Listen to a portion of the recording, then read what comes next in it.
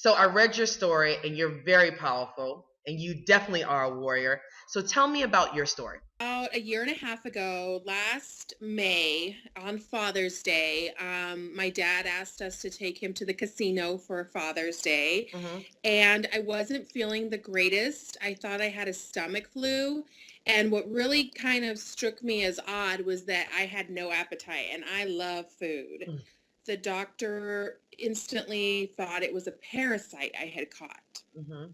But just to be safe, I insisted that we get a PET scan or a CAT scan. Something inside of me was telling me that there was something going on. You know your intuition. Right. I was with my girlfriend and I could hear him in the hallway screaming to his nurses, "Oh my God, this is a tumor. There's a tumor." And my girlfriend and I were just like in awe, and we were thinking, "Oh my gosh, that is so sad. I wonder what he's talking or who he's talking about. Wouldn't that be terrible?" And he walked in and he just stared at me and he sat down and he said, "You have a tumor." Oh my And I God. didn't even know what a tumor was, to be honest. I have been very healthy my whole life. I'd never had a surgery, a broken bone.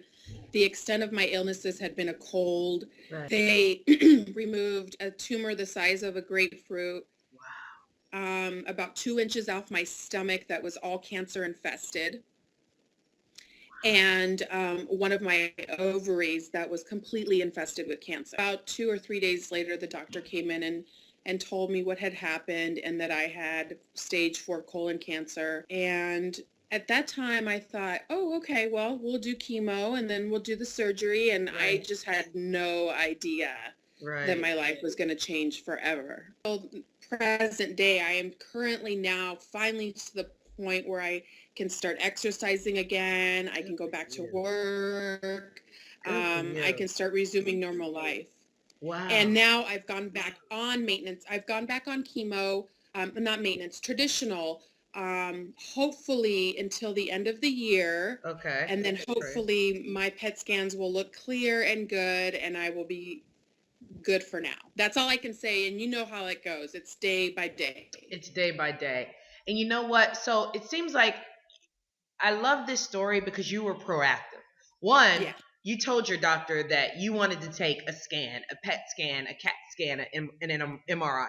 So even exactly. though they didn't think that, you were proactive in it. And it sounds like the way you got through this is being proactive and being ahead of it, right?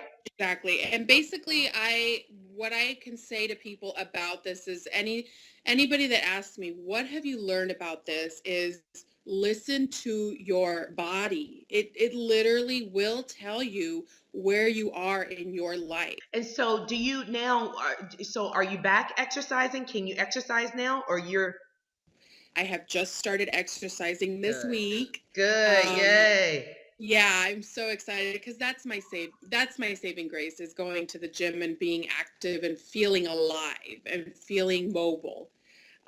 So I have started walking and hiking and basically just taking it very slowly. I learned my lesson. I'm gonna be careful, and it's basically not about having a great body right now. It's just about being healthy. It's about being healthy. So let me Yeah. ask you one question. What would you like to tell others who goes through something like this, a disease, something life altering? What do you think is something that you can share with others to help them? When you are faced with something like this, you really are given the opportunity to sink or swim.